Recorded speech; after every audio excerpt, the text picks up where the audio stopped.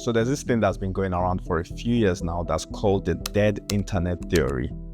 And if you don't know what that is, it's essentially this theory that about 90% of the people that we interact with online are not real humans. They are bots. I might not even be real. I'm just kidding.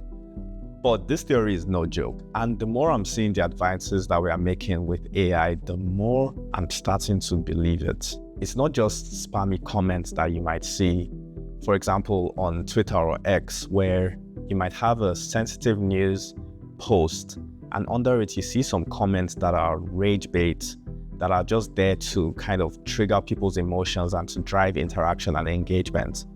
Those are typically coming from bots. Or on YouTube, under a financial YouTuber's video, you might see some people talking about how this random person who is their mentor was the one that got them financial success, or this particular book was what, got them to make all their millions. Those are typically bots as well. And the crazy thing is, these people, or these bots rather, interact with each other, and it makes it look like it's an authentic, real conversation that's going on, making you more likely to believe whatever it is that they're saying or selling or trying to direct you to. Now we even have AI content creators.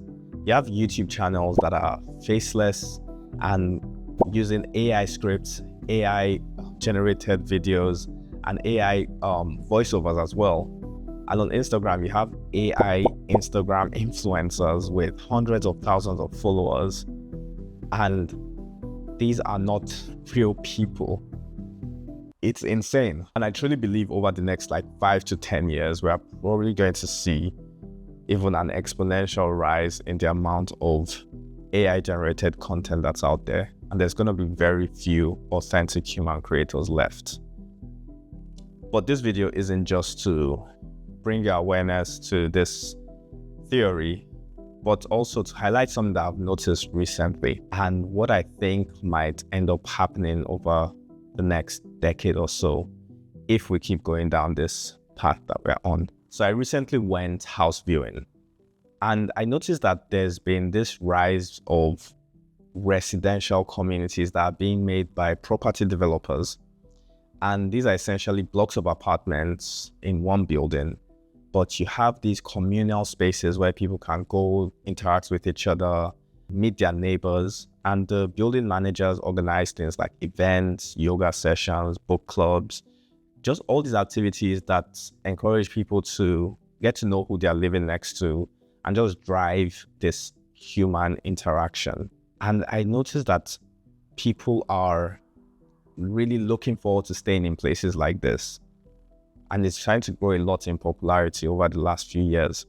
And I think that's only going to keep increasing. Everything went online and more digital since COVID. But on the other hand, we've seen places like WeWork surge in popularity. As much as people want to work from home, they also want the opportunity to, whenever they want, go to a space where they know they are going to be in the presence of other people, even if they are not interacting with them, just being there, but also having the opportunity to interact with human beings in real life and not just being stuck on their screens. This is all in line with that pursuit for human interaction and human connection. And I think we see the same thing with running clubs. They've become so popular for similar reasons. People can go meet each other in the wild and enjoy a hobby that they both share. And even some dating apps like Breeze that's taking away the need to stay online and interact with human beings through a screen and forcing people to have to date in person, I think is also growing in popularity for similar reasons, where people don't want to be on their phone so much anymore. You have people that are tracking their screen time, trying to reduce it as much as they want. You have companies like Brick that are addressing this issue of chronically online by making it literally impossible for you to use your phone without putting a bit more effort into doing so. All of these things are pointing me to some kind of realization that we are having as human beings, that being online a lot is not in line with our natural instincts. At the end of the day, we are social creatures, and despite our drive for convenience, I think it is not enough to override our natural instincts. So here's what I think is coming. I think there's going to be a value shift towards more authentic, human-created things, whether that's art, whether that's videos, projects, whatever it is. I think there's going to be this value that's going to be placed on knowing that something has been created by a human. And I think creators are going to start leveraging this desire for real life interactions through maybe meet and greets, attending conventions, real life streams and events, however it is that may look. But I think people are going to start wanting to know that the person that they are watching online also they are someone in real life that they can meet.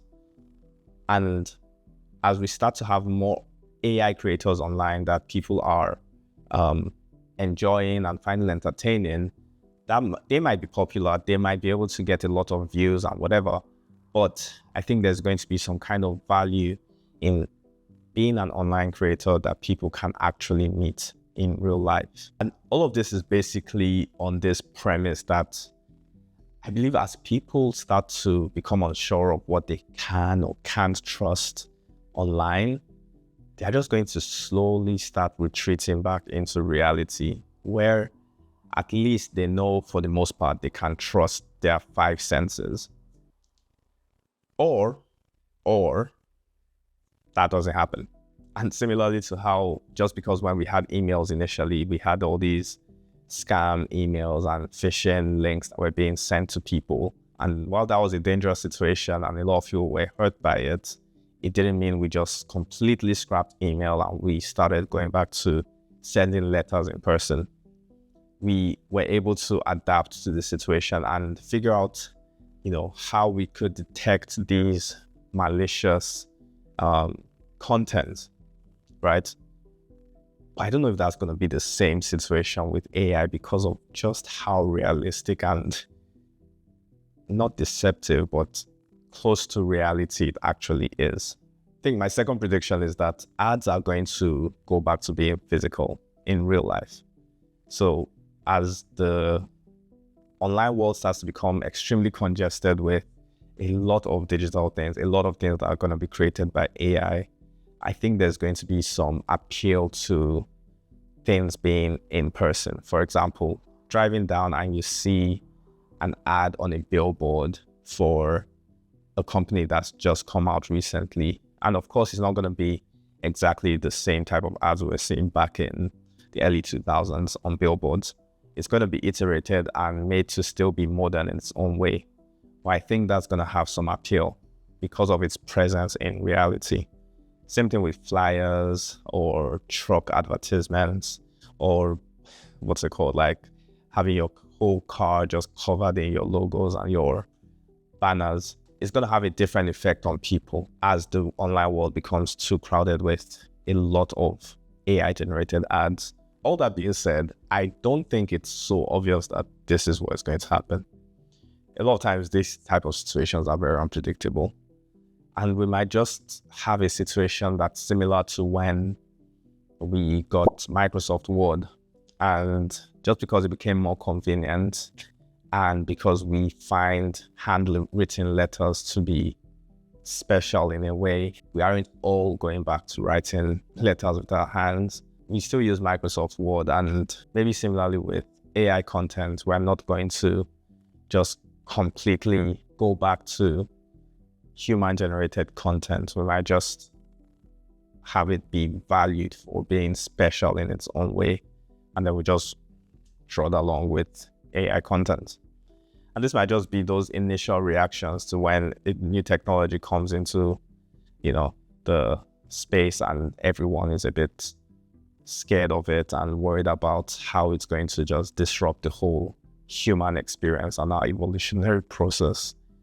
But it might end up just being extremely boring and we'll just get on with it and forget about it. But I'm not convinced.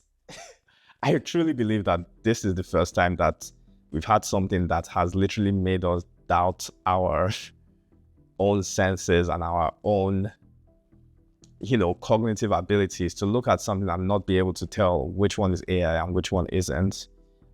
I think it seems like that's very unsettling for a lot of people.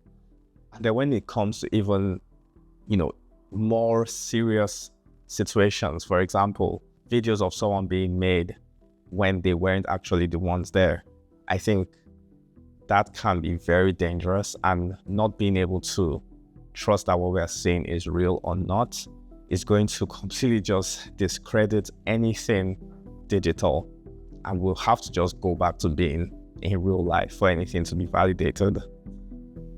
So yeah, I don't know. Like I said, I'm just yapping. I would really love to hear what you think. I think a lot of people that watch my videos are extremely brilliant people, and I would love to hear your thoughts in the comments. What do you think about this whole AI situation? Have you ever encountered some of these bots on some other channels? Or if you've ever used Twitter, have you ever been able to tell that they were bots, or is this the first time that you're finding out that they might actually not be real people?